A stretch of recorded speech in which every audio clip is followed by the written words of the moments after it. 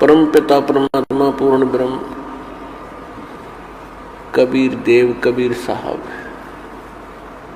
अल्लाहू अकबर, अल्लाह कबीर, परम अक्षर ब्रह्म जी की असीम कृपा से आप पुण्यात्माओं को परमात्मा की महिमा सुनने को उपलब्ध हुई। परमात्मा की विशेष श्रद्धा से ही आप ये कुछ समय अपने जीवन का परमात्मा के लिए निकाल पाए हो।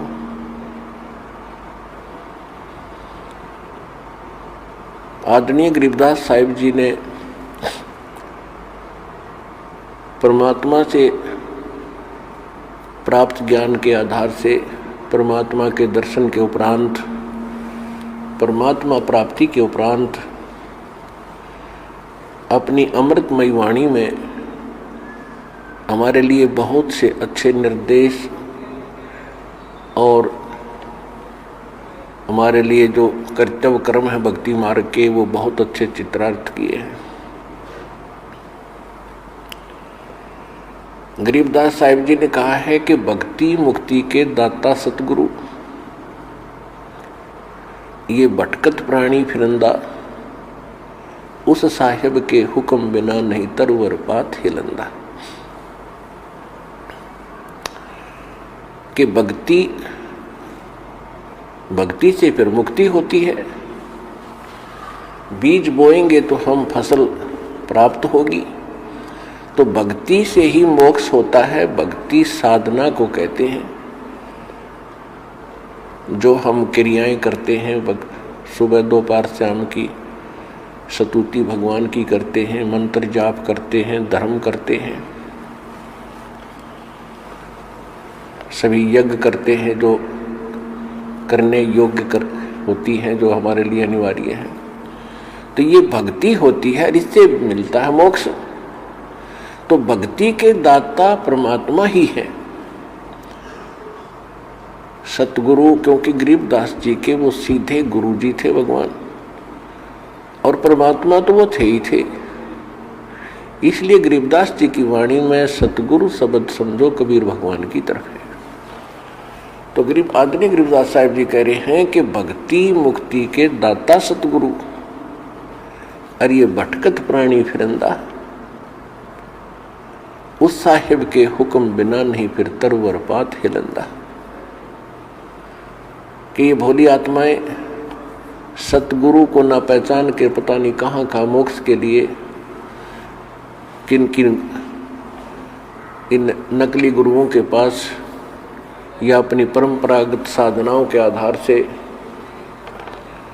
इधर उधर भटक रहे होते हैं। उनको पता नहीं है कि भक्ति और मुक्ति के दाता सतगुरु होते हैं, और सतगुरु विश्व में एक बार में एक ही होता है। तो परमात्मा स्वयं आए थे सन 1398 से सन 1518 तक 120 वर्ष बनारस के अंदर, काशी के अंदर एक जुल्हे की भूमिका भी करते थे। एक अच्छे नागरिक का भी वो अभिनय कर रहे थे, और साथ में अपना ज्ञान प्रचार, जिस उद्देश्य को लेकर आते हो, ज्ञान प्रचार भी करते रहे। इसलिए वो सतगुरु भी थे। तो वो परमात्मा स्वयं आकर के यथार्थ ज्ञान उस समय अपनी अमृतवाणी में अपने मुख कमल से बोल कर बता गए थे। उनको ये भी अंदेशा था, परमात्मा को पता था कि काल ने कहा है कि मैं कबीर पंथ से 12 नकली पंथ चलाऊंगा, और मालिक को मालूम था कि ये 12 नकली पंथ मेरा कबीर पंथी कहेंगे, साहिब कबीर बोलेंगे, इनके पास यथार्थ ज्ञान होगा ही नहीं। क्योंकि जब कलयुग 5505 नहीं बीतता है, तब तक ये ज्ञान और ये समाधान, ये भक्ति मंत्र डिस्क्लोज करने ही नहीं थे। तो इसलिए परमात्मा को मालूम था कि काल प्रेरणा से वो 12 पंथों के जो अनुयायी होंगे वो उसमें कुछ ना कुछ गड़बड़ अवश्य कर देंगे। इसलिए उन्होंने खुद भी कहा है कि बर्मा पंथ जो गरीबदास जी का पंथ होगा वो परमात्मा की एक विशेष आत्मा थे आदरणीय गरीबदास साहिब जी। और पंथ तो चलाना ही था भगवान के नाम बिना इस कलयुग में, फिर हम आगे कैसे बढ़ते। गरीबदास जी के माध्यम से उन्होंने कहा था मैं अपनी महिमा की वाणी पुनः उनके द्वारा चित्रार्थ करवाऊंगा, बुलवाऊंगा, क्योंकि बीच में कबीर सागर के अंदर बहुत सी वाणियां निकाल दी गई, कुछ मिलावट कर दी गई। जैसे हम ये आरती करते हैं, कबीर परमात्मा की आरती आती है, पहली आरती हरि दरबारे तेज पूंजा प्राणोदारे, ये कबीर सागर में नहीं है ये आरतियाँ, तो ये कबीर वाणी ही है। तो इससे है कि कुछ वाणियाँ इन्होंने निकाल दी गई या संग्रह करते समय रह गई, तो उनकी पूर्ति के लिए परमात्मा ने कहा था कि बर्मा पंथ प्रगट हो मेरी वाणी, यानी पुनः वो वाणी यथार्थ रूप में मेरा ज्ञान, मेरी महिमा गरीबदास जी द्वारा बताई जाओगी। और फिर ये भी कहा कि वो 12 पंथों के जितने भी अनुयायी होंगे कहेंगे तो हम कबीर पंथी हैं, लेकिन उनके पास कोई ना यथार्थ ज्ञान होगा, न ही कोई भक्ति विधि होगी, क्योंकि वो मूल मंत्र होंगे नहीं। मूल मंत्र से वो मोक्ष होना है, भक्ति मुक्ति होनी है, वो उनके पास नहीं होगी। जिस कारण से कहा है कि ये 12 पंथ हम ही को धावे और असंग जन्म ये ठोर नहीं पावे। बर में पंथ प्रगट हो बानी, शब्द हमारे की निर्णय ठानी, अस्थिर घर का मर्म न पावे, ये 12 पंथ हम ही को धावे। फिर बर में पंथ हम ही चल आवे। बर्मा गरीबदास जी का पंथ जब चल चुका होगा तो बर्मे तक के तो कोई उपलब्धि प्राप्त कर ही नहीं सकते, क्योंकि उनके पास वो 5505 जब तक कलयुग नहीं बीतेगा तब तक वो मंत्र उनको प्राप्त होना नहीं था। और गरीबदास जी ने अपनी वाणी में लिखा हुआ है, धर्मदास जी ने अपनी वाणी में लिखा हुआ है, और नानक साहिब जी को आपने देख ही लिया, वो समुद्र की साखी में उस मंत्र का उच्चारण करके एक झटका भी मर्दाना जी को दे दिया था।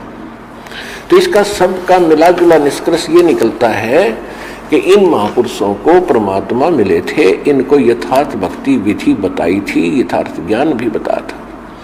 इनके ऊपर एक साथ में एक प्रतिबंध भी लगा दिया था कि अभी इसको डिस्क्लोज ना करना। धर्मदास मेरी लाख दुआई, ये सार शब्द कई बार न जाई, सार शब्द बाहर जो पर ही, ये बिचली पीढ़ी हंस न तरही। सार शब्द तुम जब तक छुपाई, जब तक 12 पंथ ना मिट जाई, कलयुग बीते 5500 पाचा, जब ये वचन मेरा होगा साचा। कलयुग बीत जावे जब एता, सकल प्राणी परम पुरुष पद चेता।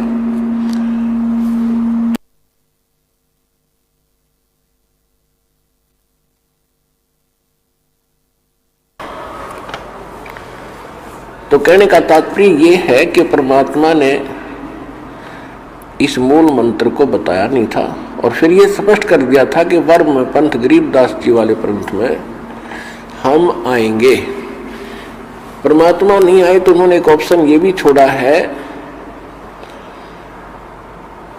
कि चौथा युग जब कलयुग आई तब हम अपना अंश पठाई। चौथा युग जब कलयुग आएगा तब मैं अपना एक दास भेजूंगा। और सभी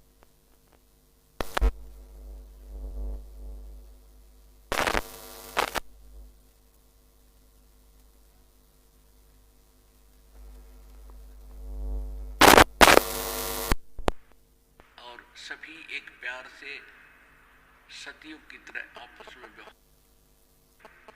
प्यार से रहा करेंगे, क्योंकि जब तक हमें ज्ञान नहीं होता कि हम जो क्रिया कर रहे हैं, जिस उद्देश्य को लेकर हम जी रहे हैं, ये कितना ठीक।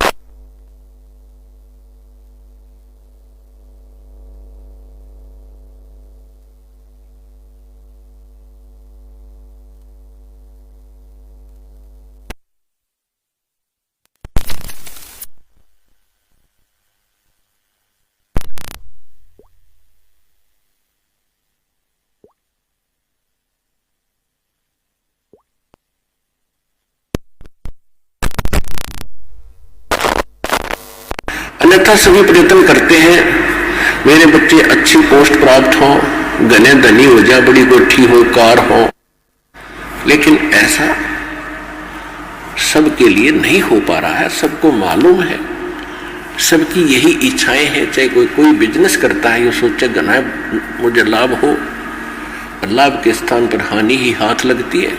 तो ये सब निर्धारित है भगवान का।